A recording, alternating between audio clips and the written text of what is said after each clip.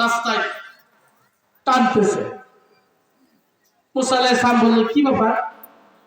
মানুষ মরে গেলে মাটি দিতে হবে, কবরস্থ করতে হবে, পবিত্র লেগে আপনারা বনী ইসরাইলের ভিতরে ঘুরান কেন? বললেন, আল্লাহর পয়গম্বর মুসা আপনি জানেন না এরকম। তো বলল, কি হবে গো? বলে, ইনি এমন একজন মানুষ, এমন অত্যাচারিত মানুষ, আমাদেরকে ভালো রাখে না। অতএব বেঁচে থাকতে আমরা কোনো প্রতিবাদ করতে পারি না। অতএব এখন মারা গেছে, পায়ের দড়ি লাগে রাস্তায় সব ট্রেনে, যখন হাড্ডিগ্রস্ত খুলে যাবে তখন শিয়াল কুকুরের হাতে খাওয়াবো। জোরে করে দাওয়াত দিবেন। মুসা আলাইহিস সালাম তিনি যখন জানলেন যে এই লোক আমার প্রতিও ঈমান আনে নাই, আল্লাহর প্রতিও ঈমান আনে নাই, তো নবী তো ওই হুজুরগুলো এখানে লাগে না কি আল্লাহুম্মা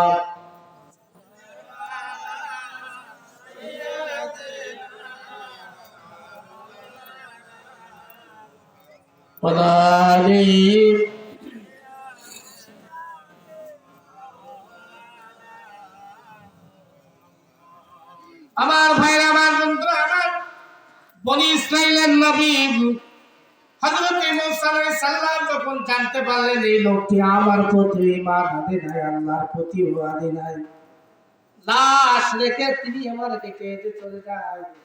আল্লাহ ডাক দিয়ে বলেন, মুসা তুমি কোথায় যাও? মুসা আলাইহিস সালাম বলে, আমি তুর পাহাড়ে দেখা করতে যাই। বলে, কার সঙ্গে তুমি দেখা করতে যাও? বলে, আপনার সঙ্গে আমি দেখা করতে চাই। আল্লাহ ডাকতে বলে, দেখা আমার সঙ্গে তুমি পরে করো, ওই বনী ইসরাইলের মানুষের হাত থেকে তুমি লাশটিকে নিয়ে নাও, নিজে জানাজা করে কবরস্থ করো। মুসা আলাইহিস সালাম দেখে বলে, আল্লাহ এই বনী ইসরাইলের 3.5 বছর পর্যন্ত দাওয়াত দিয়ে 40 জন মানুষকে আমি মুসলমান বানিয়েছি, কালেমা পড়িয়েছি, মুরিদ বানিয়েছি, কিন্তু আমি যদি ওই মানুষগুলোকে গিয়ে বলি লাশটিকে দিয়ে দাও, কবরস্থ করব, তাহলে এমনিতে নবীত্ব বনী ইসরাইলের নবুয়ত প্রচার করা আমার পক্ষে বড় কষ্টকর, আরো বিপদ দাঁড়িয়ে যাবে। আল্লাহ ডাকতে বলে, রে মুসা আমি আল্লাহ যা জানি তুমি জানো না। মানুষের মনের খবর কে জানে? চিল্লায় বলুন। মুসা আলাইহিস সালাম দ্বিধা দ্বন্দ্ব থার মধ্যে পড়ে গেল। আল্লাহ বাড়াই করে বলে, রে মুসা তুমি জানো না, তাহলে ইতিহাস তোমাদের বলি, তুমি ভালো করে শোনো। এই লোকটি তোমার প্রতি ঈমান আনে না, এটা সত্য কথা। আমি আল্লাহ আমার প্রতি ঈমান আনে না, এটা সত্য কথা। কিন্তু মুসা তুমি জেনে রাখো, এই লোকটার একটা অভ্যাস ছিল, সেটা হলে প্রতিদিন সকালবেলা উঠে তিনি তাওরাত কিতাব পড়তো। সুবহানাল্লাহ। কি কিতাব? লড়াই। তিনি প্রতিদিন সকালবেলা উঠে তাওরাত কিতাব পড়তো। তাওরাত কিতাব পড়তে পড়তে এক জায়গায় গিয়ে তিনি নাম পেয়েছেন, O mankind indeed an apostle is come to you. অচিরে তোমাদের মাঝে এমন একজন নবী আসবেন, ইফ ইউ ফলো মি, ওই নবীকে যে ফলো করবে, ওই নবীকে যে অনুসরণ করবে, তার জিন্দেগীর সব গুনাহগুলো মাফ হয়ে যাবে। রে মুসা তুমি কি জানো সেই নবীটাকে? মুসা আলাইহিস সালাম বলেন না। আল্লাহ ডাকতে বলে, তিনি বলেন শেষ নবী মুহাম্মদ রাসূলুল্লাহ। জোরে বলুন সাল্লাল্লাহু আলাইহি ওয়াসাল্লাম। তবে এই লোকটি ওই তাওরাতের মধ্যে নামটি পেয়ে গেল, ওই নামের উপরে হাত রেখে বলল, আল্লাহ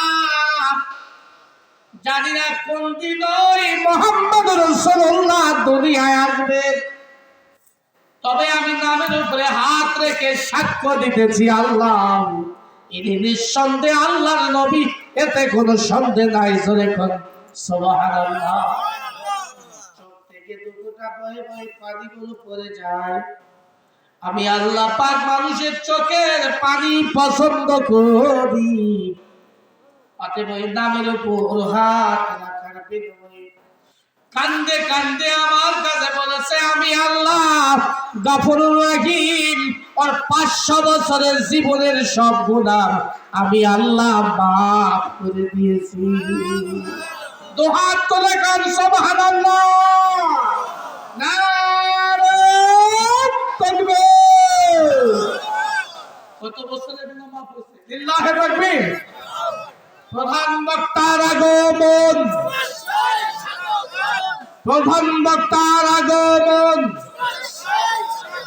নারে তাকবীর। আমার ভাইরা,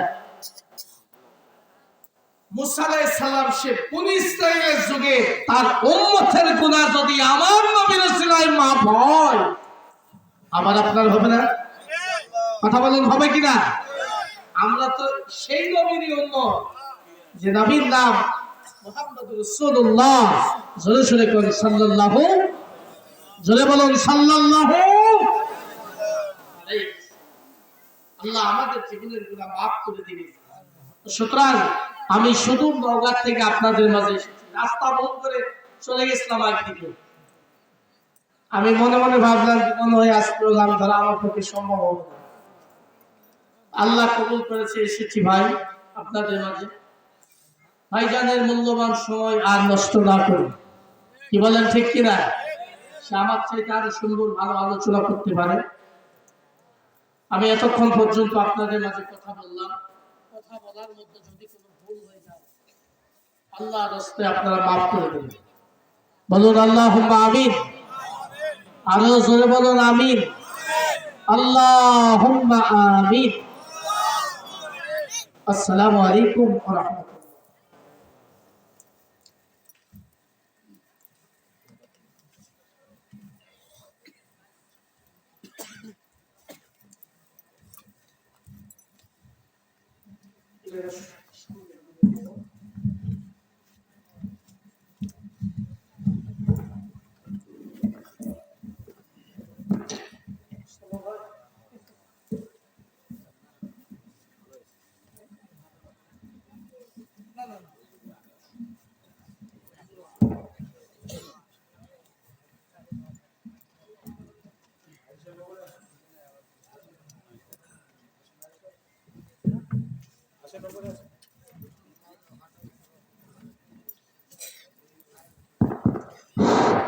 আলহামদুলিল্লাহ, ধন্যবাদ হযরতকে তার মহামূল্যবান কথা বলার জন্য।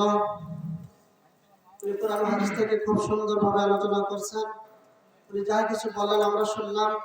আল্লাহ পাক আমাদের সবাইকে আমল করার তৌফিক দান করুক। সবাই বলেন আমিন। আলহামদুলিল্লাহ।